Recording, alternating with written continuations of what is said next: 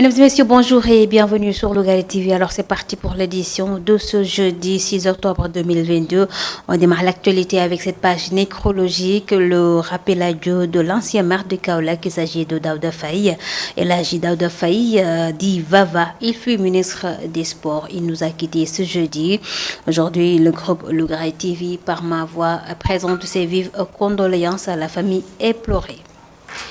Et puis, nous parlons de ce budget prévisionnel de l'État du Sénégal pour l'année 2023, justement date de début de la production pétrolière et gazière au Sénégal. Donc, un budget qui a été projeté à plus de 6 400 milliards de francs CFA. Le président Macky Sall a expliqué, bien sûr, que cette amélioration budgétaire est portée par une croissance de 10,1% à la faveur du début d'exploitation des hydrocarbures et à travers le projet GTA et Sangomar. Un budget approuvé par les citoyens sénégalais interrogés sur la question, ces hommes et femmes rencontrés par notre reporter Yama Faye. Il précise, il souhaite profiter de cette croissance. Alors, nous allons suivre les réactions et c'est tout de suite. di ko rafetlu en tant que sénégalais aussi tamit ki nga def tamit da ko war a def ndax fi mu ko war a def rek la ko def tamit ñu koy jaajëfal moom Macky Sall aussi di rafetlu bu baax tamit li muy def si dëkk bi ñëpp a ngi koy gis vraiment am na loo xamante ni nag neexut a wax nit dina toll foo xam ne kenn du ko mën a comprendre mais vraiment mi ngi liggéey Sénégal te mi ngi def le maximum ñu koy ñaanal yàlla loolu mu fas noonu mu gën ci góorgóorlu tamit gën a insister si dund gi ndax tamit citoyen yi instant yi loo leen mën a jàppale. te jàppale woo leen ci dundu maanaam loo leen mën a defal duñ ko gis mais li ma koy conseil mu gën a insister ci dundu ñun moom on est à tout cœur avec Macky Sall 100% Macky Sall la vraiment ñu ngi rafet lu baax li mu def te ñu ngi koy encouragé bu baax aussi tamit vraiment. waaw loolu dañ koy rafetlu de wax dëgg yàlla dañ koy rafetlu quoi man li may wax rek ragal day xañ a wërsëg waaw man moom Macky Sall wax dëgg yàlla voté lu ma ko. mais nag li Olof Njaay di wax ku gis ne ngi quoi wax dëgg yàlla mi ngi liggéey mi ngi góorgóorlu. loolu xaalis la kooku mu toll nii bu ñëwee mu jàppale nit ñi ci dund bi wàññi ci lu bari parce que tamit sénégalais ñoom loolu lañ xam quoi wax dëgg yàlla buñ la jàppalee luñ la mënti defal tamit ñoom chaque jour même kàddu boobu ngay dégg ci ñoom ñu wàññi dund gi xam nga wàññi location yi parce que tamit Sénégal dafa xaw a métti daal. méttiwul métti yooyu sax parce que dafa demee boor ñi am ñoo dul dimbale ñi amul quoi waaw mais wax dëgg yàlla Macky Sall loolu mu kii tamit xalaat bu rafet la daal ñu ngi ko ciy ñaanal lim ci lépp lu mu ci jub lu mu ci mën a mbébét yàlla na ko suñu borom defal quoi mu am ci réussite parce que tamit bu ci réussir tamit ñun Sénégal ñëpp ñoo ci réussir quoi waaw wax dëgg yàlla moom waaw loolu daal laa amoon ci lu may wax quoi. Explosion de l'usine agroalimentaire de Diourbel, on en parle encore. Une deuxième personne qui vient de succomber à ses blessures. Et selon nos confrères, des révélations commencent à sortir justement sur les véritables causes de ce drame en vue de l'inauguration prochaine de l'usine qui était prévue avant le Gamou même. La puissance donc de la chaudière a été revue à la hausse, ce qui serait l'une des causes de cet incendie. La promotrice de l'usine a donné, elle, sa version des faits. Selon elle, les ouvriers étaient un peu distraits et le carburant qui était à côté donc a pris feu, comme vous voyez sur ces images. Alors, les ministres Samadio Benka du développement communautaire et Biram Faye du service de proximité, ils se sont rendus hier sur place. Une enquête a été ouverte pour justement déterminer les véritables causes de ce drame. Nous y reviendrons donc dans nos prochaines éditions. En restant dans ce chapitre, le syndicat national des travailleurs des industries alimentaires, il dénonce aujourd'hui et exige plus de considération de la part de leurs employeurs devant la presse. Et ils ont mis sur pied une organisation syndicale nouvelle qui se nomme SN Trias afin justement de mener leur combat au sein du secteur de l'agroalimentaire. Alors, cher Assad Bougueï, il a porté leur parole, c'est le secrétaire général même de ce syndicat qui a été nouvellement formé, c'était hier. Nous l'écoutons avec Lougaré TV. Secteur agroalimentaire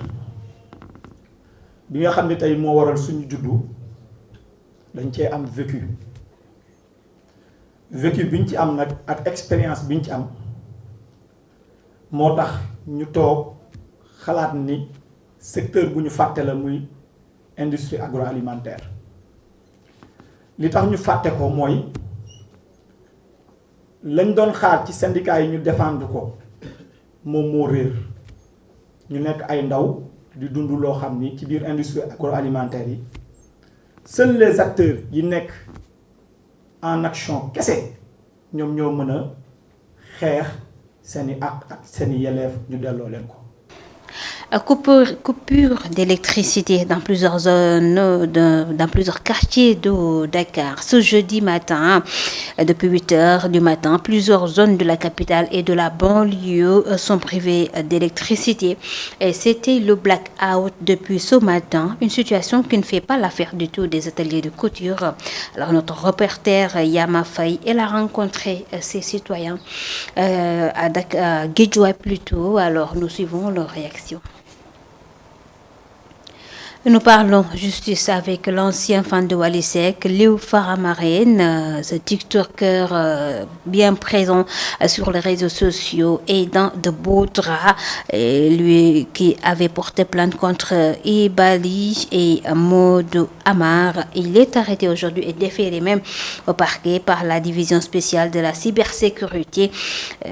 Selon des sources, lui et son ami Prince Jackson, ils sont visés par 2 plaintes de l'épouse de Fortune Seck et de leur fils Seydina Alioune Seck. Alors ces derniers leur reprochent d'avoir diffusé des vidéos où ils déversent des insanités sur le défunt John Balago Seck. Et aujourd'hui, il risque gros puisqu'il risque 6 mois de prison ferme et sans ami. Voilà, mesdames et messieurs, c'en est tout pour l'actualité sur Lougaré TV. Merci à vous tous de nous avoir suivis. La version wolof c'est tout de suite.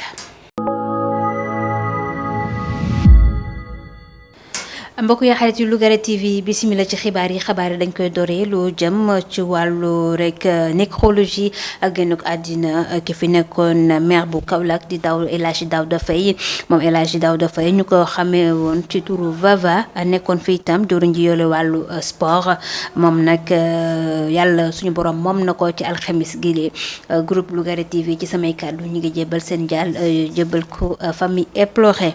gannaaw si loolu ñu wax ci budget prévisionnel bu nguurug Sénégal nam doxali réew mi ci atum 2023 di at ma nga xam ni jëlañ na ma am nag baril bi njëkk ci wàllu pétrole bi gaz bi fii ci réew mi loolee nag toll na ci 6400 milliards ci suñuy koppar njiitu réew mi moom la mu wax ci rek yokkute budget boobu moo di rek lu war jëm ci wàllu pétrole ak wàllu gaz ku na xam ne ni mi ngi ci réew mi te daan ci jëfandikoo bu baax a baax fi léegi ay at yi ñëw tey ji sax croissance ba maa ngi ko rek natt ci téeméer boo jël fukk yàgg benn ci noonu la ko xamle itam ma ngay wax rek projet yooyu ñi ko gën a nar a ñoŋal moo di groupe GTA ak bu Sangomar di ay projet yu am solo jëm ci wàllu pétrole ak wàllu gaz ak nañu koy jëfandikoo ci réew mi ci wàllu budget boobee la ñuy des ni ba tey askan wi lan lañ ci xalaat suñu rek natango bi nga xam ni mooy Yama Faye moom nag demoon na seeti leen fii ci diwaan bu Guédiawaye ñu ci bëri muy góor wala jigéen la ñu gis moo di ne rek budget ba ñu tudd na fexe ba feeñ ci askanu Sénégal naka noonu itam pétrole ba gaz bi ñuy xaar fii ci réew mi alors seeni réaction ñu teewlu ko ak soxna Yama Faye. di ko rafetlu en tant que sénégalais aussi tamit ki nga def tamit da ko war a def ndax fi mu ko war a def rek la ko def tamit ñu koy jaajëfal moom Macky Sall aussi di rafetlu bu baax tamit li muy def si dëkk bi ñëpp a ngi koy gis vraiment am na loo xamante ni nag neexut a wax nit dina toll foo xam ne kenn du ko mën a comprendre mais vraiment mi ngi liggéey Sénégal te mi ngi def le maximum ñu koy ñaanal yàlla loolu mu fas noonu mu gën ci góorgóorlu tamit gën a insister si dund gi ndax tamit citoyen yi instant yi loo leen mën a jàppale te jàppale woo leen si dund maanaam loo leen mën a defal duñ ko gis mais li ma koy conseil mu gën a insister si dund gi ñun moom on est à tout cœur avec Macky Sall 100% Macky Sall lañ vraiment ñu ngi rafetlu bu baax li mu def te ñu ngi koy encouragé bu baax aussi tamit vraiment. waaw loolu dañ koy rafetlu de wax dëgg yàlla dañ koy rafetlu quoi man li may wax rek ragal day xañ a wërsëg waaw man moom Macky Sall wax dëgg yàlla voté lu ma ko mais nag li Olof Njaay di wax ku gis ne ngi quoi wax dëgg yàlla mi ngi liggéey mi ngi góorgóorlu. loolu xaalis la kooku fu mu toll nii bu ñëwee mu jàppale nit ñi si dund bi wàññi ci lu bari parce que tamit sénégalais ñoom loolu lañ xam quoi wax dëgg yàlla buñ la jàppalee luñ la mënti defal tamit ñoom chaque jour même kàddu boobu ngay dégg si ñoom ñu wàññi dund gi xam nga wàññi location yi parce que tamit Sénégal dafa xaw a métti daal méttiwul métti yooyu sax parce que ñooy dafa demee boor ñi am ñoo dul dimbale ñi amul quoi waaw mais wax dëgg yàlla Macky Sall loolu mu kii tamit xalaat bu rafet la daal ñu ngi ko ciy ñaanal lim ci lépp lu mu ci jub lu mu ci mën a mbébét yàlla na ko suñu borom defal quoi mu am ci réussite parce que tamit bu ci réussir tamit ñun Sénégal ñëpp ñoo ci réussir quoi waaw wax dëgg yàlla moom waaw loolu daal laa amoon ci lu may wax quoi. gannaaw si loolu ñu wax ci explosion ba amoon ci usine agroalimentaire foofee ci diwaan bu Diourbel ñu gis na ñaareelu nit ñàkk na ci bakkanam gannaaw ay blessures yu metti yemu amoon bu ñu sukkandikoo ci suñu confrère ñoom nee nañ nag tey ji ñu gis ne ay kàddu mi nga ciy jëpp ca la waraloon léeg-léeg maanaam explosion bi foofee ca usine ba bu ñu sukkandikoo ci promotrice usine bi moom nag nee na liggéeykat ya dafa gis ni rek dafa amoon benn moment d'inattention bu ñu rek nekkoon ba tax rek li nga xam ni moo doon carburant ba nekkoon ci seen wet mu rek tàkk kalaate loolee bokk na ci li gën a soxal rek loole maanaam incendie ba safara safa amoon lakk gi tey jii sax jëwriñ ji di Samba Ndiobène Ka yore développement durable ak kii di Birame Faye yore sécurité de proximité ñoom depuis démb su guddi na nga fa woon ngir nag xool li waral loole foofee ci doon bu Diourbel ñu xamal itam ni am na l'enquête ba ñu ci nar a ubbi ngir xool nag dëgg-dëgg la ma waral lakk gu métti gi amoon ci usine boobule ci wàllu wi la ñuy des syndicat yi ëmb ñiy liggéey ci li ñu tuddee industrie agroalimentaire ñoom it dañoo mer ma futtu démb ñi nga doon janoog taskatu xibaar yi li ko waral nee nañ nañu liggéeyee ci këru liggéeykaay yi dafa métti lool ba tax tey ji ñu ngi axtu seen i employeur ngir ñu xoolaat nañuy doxalee ak ñoom sax ñu ngi fay wax ni créé nañ ab syndicat bu bees SN Trias nañ koy woowee ngir nag gën a mën a soobu seen xeex ba nga xam ne soobu nañ ci Cheikh Sadibou Guèye moo yor ren seen kàddu di secrétaire général bu SN Trias ñu teewlu ko. secteur agroalimentaire bi nga xam ne tey moo waral suñu juddu dañ cee am vécu biñ ci am nag ak expérience biñ ci am moo tax ñu toog xalaat ni secteur bu ñu fàtte la muy industrie agroalimentaire li tax ñu fàtte ko mooy lañ doon xaar ci syndicat yi ñu défendre ko moom moo réer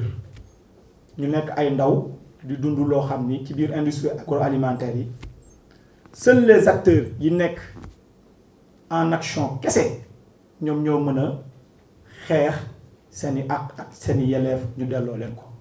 ak gannaaw si loolu ñu wax lu jëm ci coupure courant bu metti bi amoon tey jii nag ci suba fii ci douane bu Guédiawaye naka noonu itam ci ay bërëb yu bëri ci Ndakaaru ak la ko wër dafa mel ni rek black out la woon ci diiru suba ba rek ay vers les coups de 11h li ñu mel nag métti lool askan wi tamit mu nar a yàq bu baax a baax liggéeykat yu yëngu ci wàllu atelier de couture wala sax yu ni mel suñu ndaw li soxna Yaama Fay demoon la seeti leen lan la yàq ci seen liggéey ñu teewlu ay réaction ak gannaaw si loolu xibaar dañ ko rek jeexale lu jëm ci kii ñuy tuddee Liw Faramareen moom nag fan bu mag la woon ci Wally Seck di ab tiktoker itam tey jii mi ngi ci loxo yoon la ko waral ay ñaari plante yu nekk ci ndadam gannaaw ba ñu gisee ne yaay kii di Wally Seck yaayam maanaam jaaga ak doomam bi di Seydina Alioune Seck ñoom rek ñoo ko teg ñaari plante gannaaw ba muy def ay vidéo ci rek réseaux sociaux yi di ci ngàññ ki fi nekkoon di Thione Ballago Seck ci ay kaddu yu ñaaw loolu tax na rek ba njabootuk Faramareen gi ñoom it génn ne rek dañoo bëgg nag ñu dem fa loxo fa rek dëgg doonee benn mbaxane doonee benn maanaam ñu dem ci yoon ngir rek ñu mun leen atte tey ji division spéciale bi yore wàllu cybersécurité ñoo ko teg loxo moom Liw Faramareen bu ñu moywul nag ak xaritam boobe di Prince Jackson dinañ tëdd juróom benn weeri kaso yi nga xam te ni dañ koy tëdd ràpp foofee ca kaso ba lu ñu ko xamal di suñuy natango